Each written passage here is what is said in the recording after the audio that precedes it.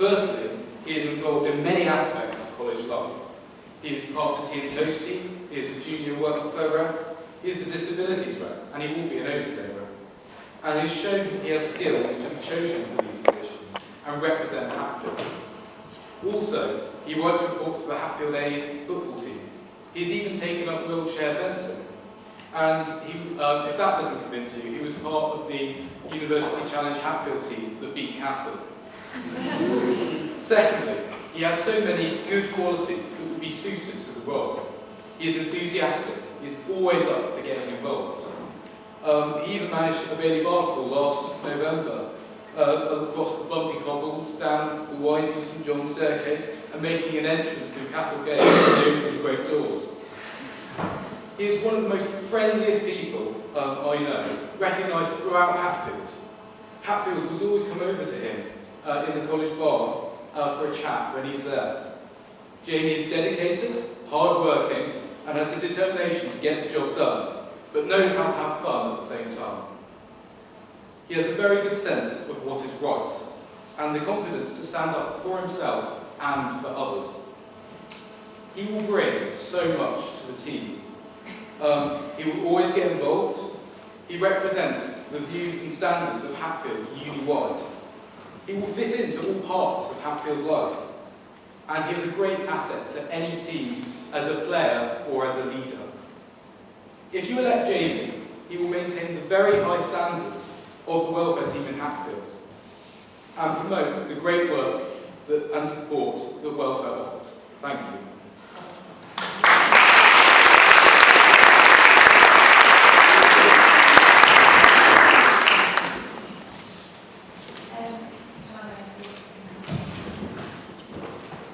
When I first met Jo at B-Stairs last year, she was introduced to me as the B-Stairs mum. And from that moment on, I don't think I could have come up with a better way to describe her. Aside from being permanently prepared with an extensive first aid kit on her almost all the time, she is caring, loyal, trustworthy, and a wonderful friend. Jo is approachable, honest, and truthful in every way. And this is why she's been given so many roles of responsibility in the past, giving her the experience Junior Welfare Officer needs. Jo is a senior welfare volunteer for an outward bound course for youth with special needs over the summer holidays. This has taught her teamwork skills and the ability to cater for people's needs. Jo was also senior prefect at school, giving her skills in teamwork and collaboration with others. For these reasons, she will have the ability to be highly supportive of VP welfare. Creativity and initiative are two important elements to JWO in particular. As previous Tea and Toast president and a member of welfare myself, I would argue that Jo has some of the most innovative and creative ideas. Jo is responsible for the Dirty Laundry campaign, launched during Think Twice a fortnight. And with regards to Tea and Toast, the themes are embellished with his creativity. In addition to all this, Jo is incredibly college keen, a vital characteristic of any exec member. Upon asking what she does outside of college, she told me that aside from her degree in geography, college is her life. The exec needs people like Jo who are able to put their heart and soul into their role due to their immense love for the community and they are representing and supporting. And this is Jo in a nutshell. She is so hardworking and will try to achieve the best she possibly can. Since she started rowing at Hatfield as a fresher, she has now made it to the women's top 8 as a result of all the time and effort she was able to give. She has a sense of determination that you rarely see. Due to Jo's immense love for college and for her kind and approachable nature, I believe Jo would strive to give everything and more to be the best junior welfare officer possible, so please vote for her.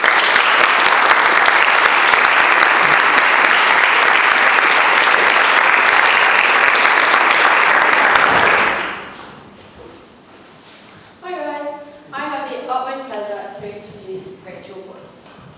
One of my earliest memories of Rachael was during Freshers Week when she dragged me around Wilkinson for approximately 45 minutes trying to find a box which would maximise space but would not get in the way for all of her lots of clothes. This was the first experience I had of her hyper-organisational skills, but it was most definitely not the last. I think these will be put to great use if she were to become the next JWO. Before coming to Hatfield, she was a school prefect and so had to conduct tours and meet prospective parents. This shows that she is used to formal roles of responsibility. She was also at school involved in a buddy scheme and had to mentor new students. This shows that she has a passion for welfare before she even came to Hatfield, and she has the right skills and the right mindset to be a great JO. Upon coming to Hatfield, she joined Team Welfare as soon as she possibly could, and she is a great promoter and organiser for events that go on during college. She is very good at dragging all of us over from PG over to here. She's also just been elected Tea and Toast President, which requires a lot of budgeting and organisational skills. Her dedication to this role was proven last week when there was a last-minute hiccup with the Tea and Toast rota. She was happy to give up her Friday night plans and step up to the plate. Outside of welfare within Hatfield, she is a member of HC Dubs, HCBC as a cox and a rower, and she also devotes her time to volunteering with the SCA through their educational schemes. She absolutely adores college and would love even more to give something back to it. And finally, from a more personal point of view, I can 100% say that she's very approachable, she's non-judgmental, and she is always there with listening ear whenever you need her. She has a number of new ideas to continue on Alice's great work that she's done for the past year, and I genuinely believe she's perfect for this role.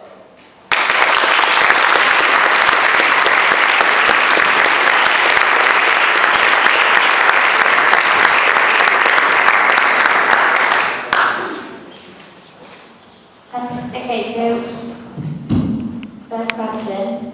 How do you handle the situation if someone came to you in your office to discuss a serious welfare issue on behalf of a friend? And that's to Joanna first, I think, sorry. Obviously, the ideal situation would be that the person themselves would come and speak to welfare, because welfare is a signposting service and they're really to listen to the person's problems so that you can help them. Sorry. I'm just going to hold it. So that we can help listen, so that they can feel that they have someone to listen to their problems and talk through their problems with. And so, if their friend came with an issue, obviously their friend's got welfare issues as well, but if they're concerned about their friend, that's an issue which we need to take seriously too. And so, we first of all are concerned about the welfare of the person who's come to speak to me, and then we'd encourage that person to encourage that friend to come and actually speak to welfare personally.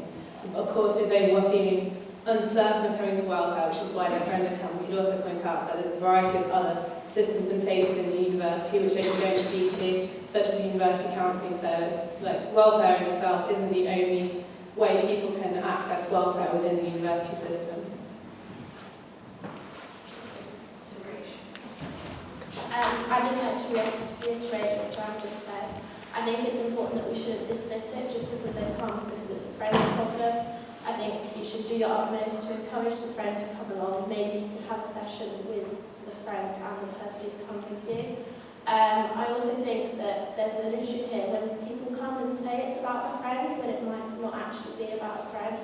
So it would be important that you wouldn't just dismiss it and not provide, say, the supplies that they needed. Yeah, well, obviously if a friend would come along on behalf of someone else about a problem, that in itself is better than the problem not being brought up in the first place. Obviously the ideal situation would be if the person that comes in directly would encourage them to come and talk to welfare about it. But again, if that wasn't possible, then you would be able to listen to what the friend had to say and hopefully be able to point the person in, as other people have said, in the direction of other university services. Perhaps if they don't feel comfortable in talking to someone within college, perhaps they would feel more comfortable, for example, when talking to university council.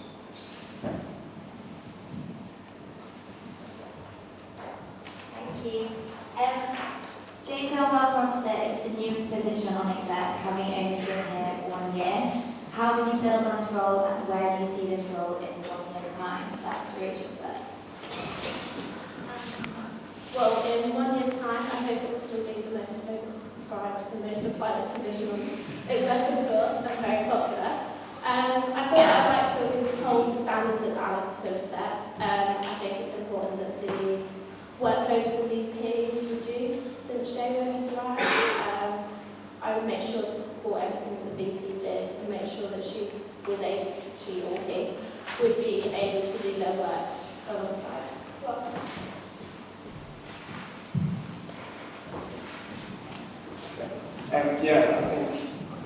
agree with what Rachel said. Also, it's important to, I think perhaps the two people who work closest on exec would be VP Welfare and a JCL Welfare Officer. So that one of the most important things is to work closely in partnership with the VP Welfare to ensure that, first of all, the workload's fair, but also that you're reinforcing all of the good welfare work that goes on around college.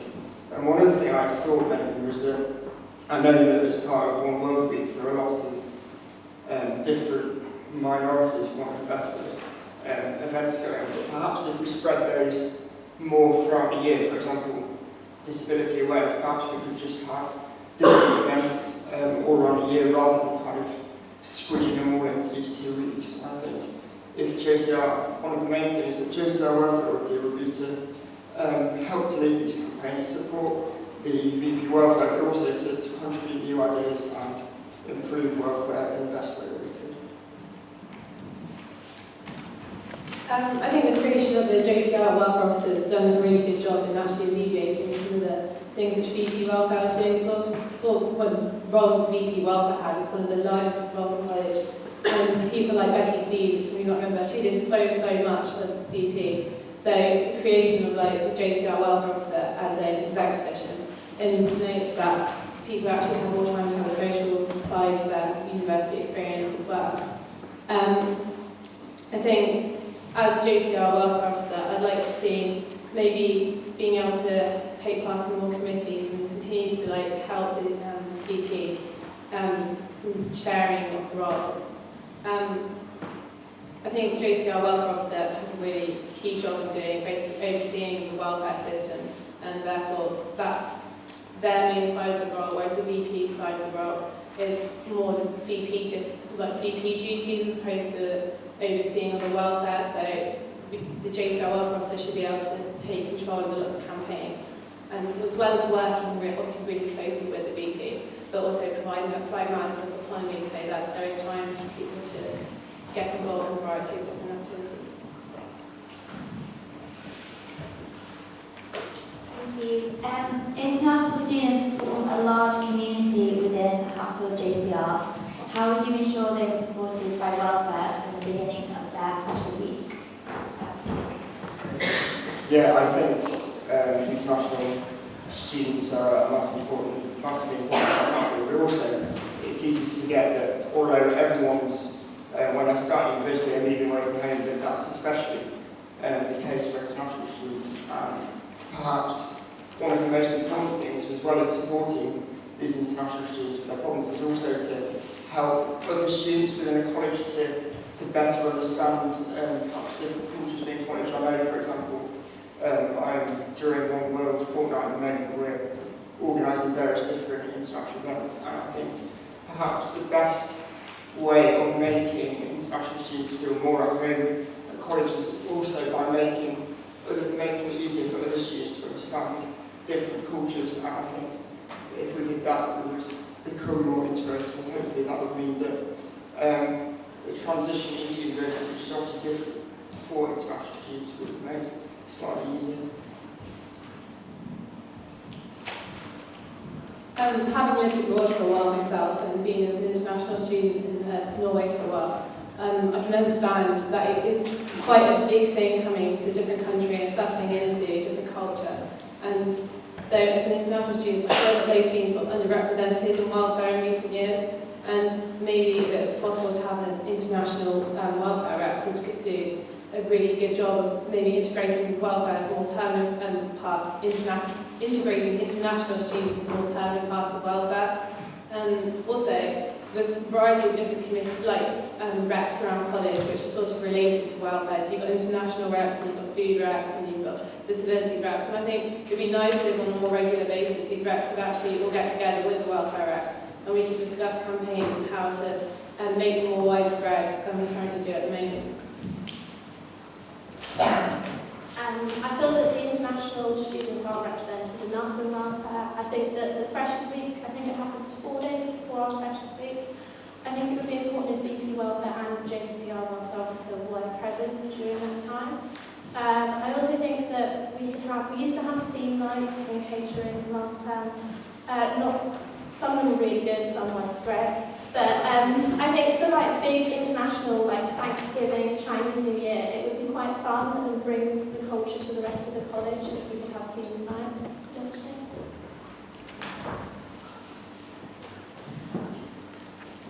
How would you work alongside the Livers Out representative to ensure welfare was sufficiently provided for Livers Out? Luke's done a really good job this year as a Livers Out rep, and as a JCR Welfare Officer, I'd like to continue supporting the Livers Out rep, which will be appointed. I think, obviously, it's really good at the moment. There's a large section of the email, Livers Out email, which is dedicated to welfare. But as well as what currently occurs, I'd like to reintroduce more welfare videos. I mean, I was looking online at JCR YouTube channel, and on average, the number of views these videos had was like 211 views, which is a really good way of like engaging with Livers Out and Livers Abroad, and making them still feel part of the Hatfield community, even when they maybe are not actually living in college. And it's easier for some people and more fun than just reading through an email. So it's a really good way of engaging with people, and it's maybe a different way of like showing how campaigns are actually taking place. As well as this, I'd like to make more use of the JCR website and updating the blogs and the welfare section, so that the campaign information on that's kept up to date, and so that way I think like Livers Out rep for that, so it's publicised that this is where the information is going to be, and therefore helps to keep Livers Out and Livers Abroad as well, more engaged in college life.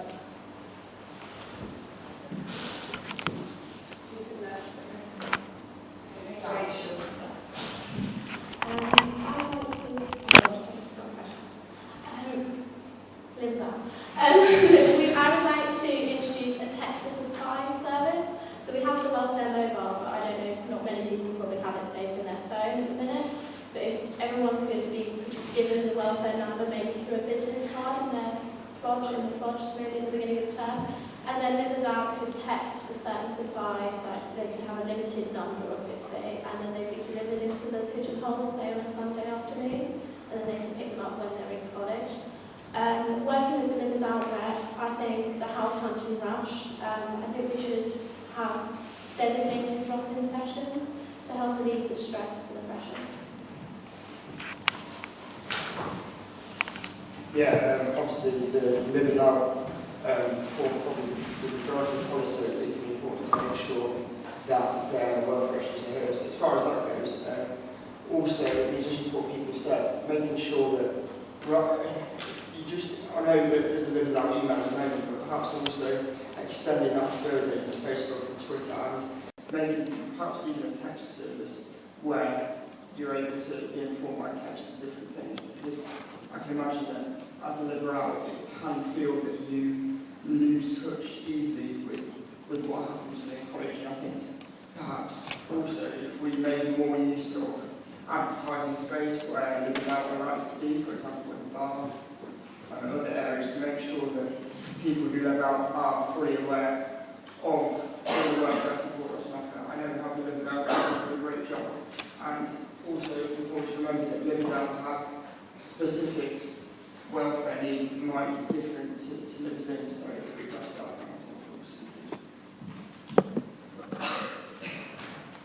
I've got a scenario question for you. Someone comes up to your drop-in hours, wishing to tell you something which is troubling them. Before they reveal this to you, they ask that you promise that everything is kept confidential, including not telling the senior tutor. What do you do?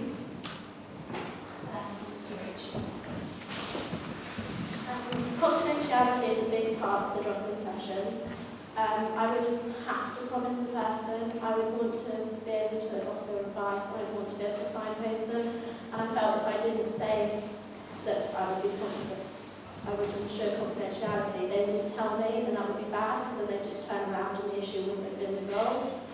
However, if they are a harm to themselves or to other people in college, then I would probably turn to the VP welfare prior to the senior tutor, particularly if they have specifically mentioned that they don't want the senior tutor to be informed.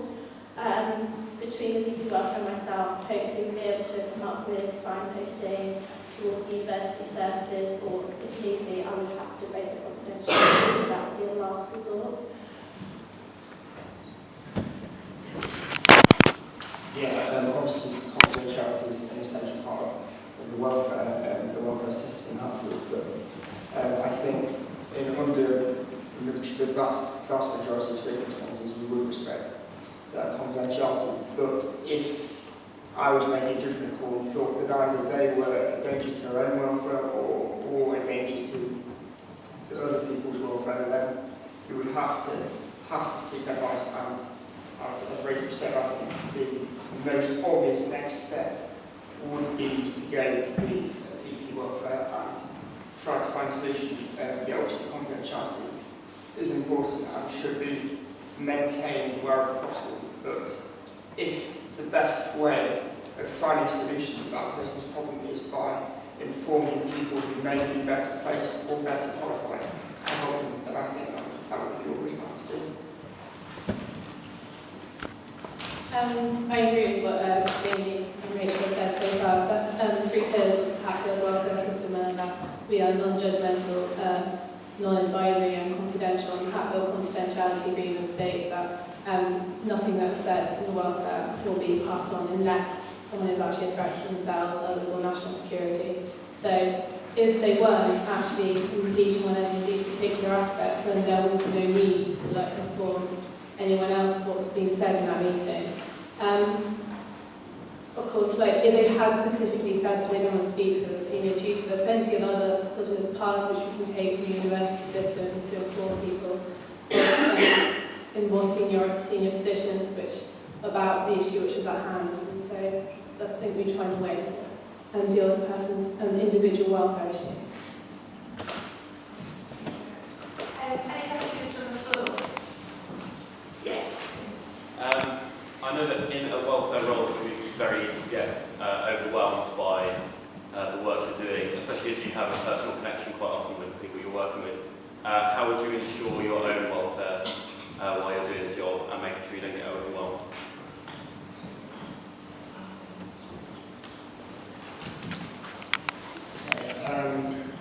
I think the first thing to point out is it's important to acknowledge that as a welfare you can listen to people's problems, you're there for people to talk to, but at the same time you're not able to solve everybody's problems. And I think that if you did think that was possible, then you would be constantly disappointed and find that quite overwhelming. I think perhaps the best thing to do is to accept that your role is to listen to people and to point them in the direction of the people, and also to be able to acknowledge when you've done enough for someone, and to know that if you're struggling with your own welfare, then you're not going to be any use to anybody else. So I think it's about making sure that you do the best for everybody, but also acknowledging that there's a limit to what you can do, and then hopefully then that would help you not to become too overwhelmed with what I know is a very demanding job. Welfare is about well-being, so personal well-being. If I personally wasn't looking after my own welfare, how could I possibly look after anyone else's welfare? It doesn't make sense. So therefore, I have a really strong group of friends, and I really enjoy rowing, and I do take a lot of time rowing, so I have plenty of other things to be doing with my life and sort of as an escape and keep myself occupied. So I think in terms of balance, I have a really good work-life balance, and obviously welfare is really important, and I'd always try to make myself available, but I wouldn't do that at the detriment to my own welfare. I agree with what you said, Green and Joanna. I think it is to do with balance. When you take such a demanding role, you need to be known to be there 24/7. The welfare may not always be there, the drop-in sessions are there, but you need to shut the door on it at some point. And say if that's going out rowing, or if that's just reading a book or chilling out for an evening, we wouldn't be able to take all the burdens of everyone in college. It's impossible. So I think it's important that once we leave our drop-in sessions, that you shut the door on them, that you don't need to worry about them until the issue arises again. That's it. I think welfare can sometimes be subject to certain misconceptions and perhaps be associated with certain types of people. I think as such, I'm really good job at this. What would you do to engage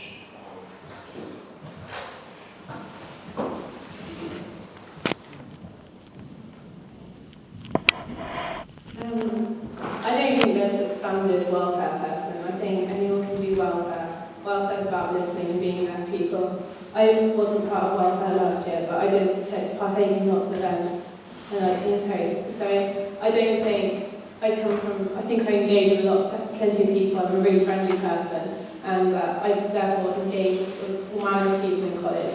I really supported the socials that we had this year. I thought it was such a good idea of getting lots of people involved. And it's really getting rid of people's conceptions that welfare is purely about not drinking and not doing this and not doing that. It's not about not doing things, it's about enjoying things, but enjoying your own life and not doing it at the detriment to your health and stuff. So we're not here to tell you what not to do, we're here to provide help if you do need help. So I think I'd be able to provide, I do sports as well in university, in college, so I think that's a different side of maybe which has been in welfare before.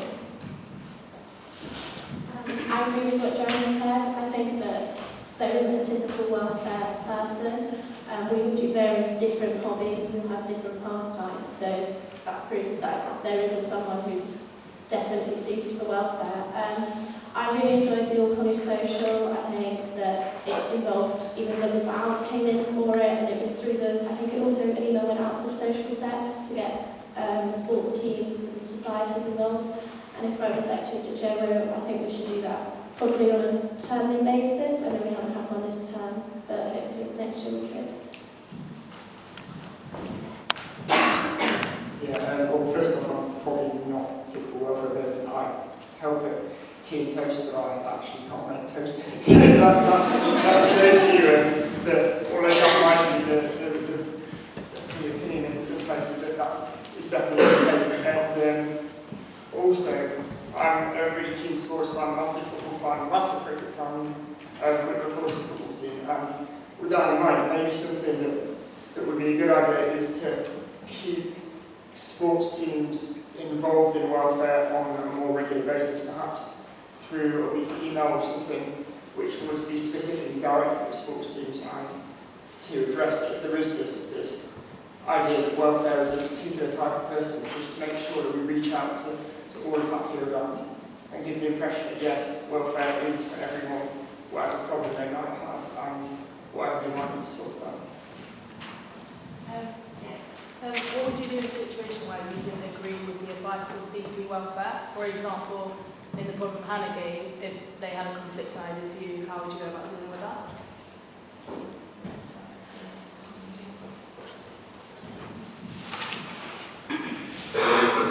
Okay, well, I think a big part of being a JSL welfare officer is working with DP welfare and also being able to see both sides to every argument. I think depending on the nature of the disagreement, you would obviously have to discuss it. That would be the first one to do, and see whether you could either reach a compromise or something like that. And I've had a lot of experience of working with different people. I chaired a young person's board for a disabled children's charity for 3 years, so I've got experience of working with different people, and I'm very open to listening to other people's views. And as far as what I do, maybe if for any reason you couldn't agree on a certain issue, perhaps if it was appropriate, you could consult the advice of other appropriate people within college, and then from there work towards an appropriate solution.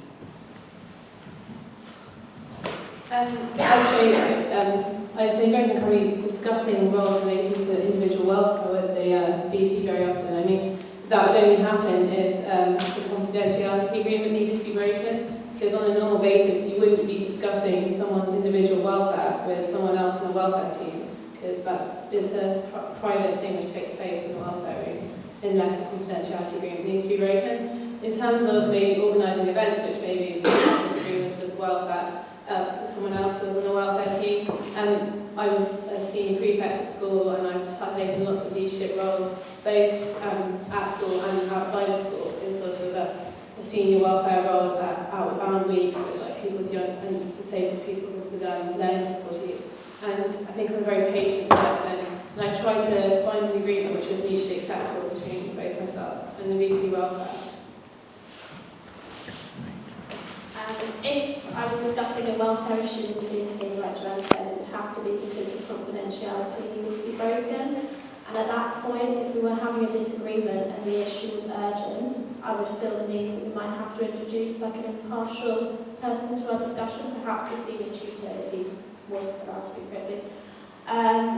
Alternative to that, if it's during like, if it's to do with like a campaign week or during welfare meetings, I think we should remain professional. And if there is something we disagree on, we don't bring it out in front of the whole of the welfare team, but we can discuss it ourselves and hopefully come to a compromise. As we are, after all, we would be seen as a partnership leading the welfare team. Any final questions? In which case, also to looks like it do.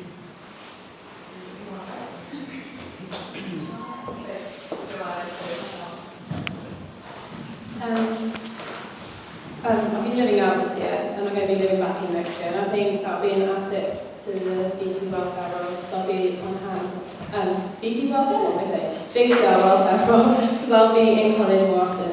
Obviously the VP has to live in the JCR welfare officer doesn't, but I think living in will be useful, because obviously it's a partnership between the two roles, and so being on hand, I think, will only help to strengthen that. And also continue to help to alleviate from like sharing positions with the VP. I think I'm a very friendly person, and I'd always be there if someone wanted to speak to me as if I was a JCR welfare officer. And I'd love to be able to represent everyone in the exec next year. I think I've had lots of leadership experience at school as a senior prefect. So basically I set up a whole prefect system and was in charge of organising the team and managing open days. And so I think I have, although I haven't been a senior welfare officer this year at college, I don't think that's necessarily, I haven't been prepared as things which I've done beforehand. So I think I still have the experience and I'm prepared to go to learning and work to be able to become better at the job which I'll be doing.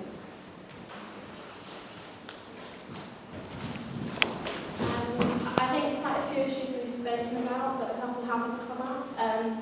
I know that the welfare team have quite a large budget. This is something that I'm not afraid of. I studied mathematics, and in my gap year I worked in accounts. So I'm quite used to dealing with numbers, and I'd like to be able to stretch the budget so we can do as many events as possible during the campaign weeks. I think I'm approachable, although I haven't yet thought of the nightlight training weekend or held drop-ins. I'm really looking forward to that aspect of welfare, and I'd love to be able to represent you guys.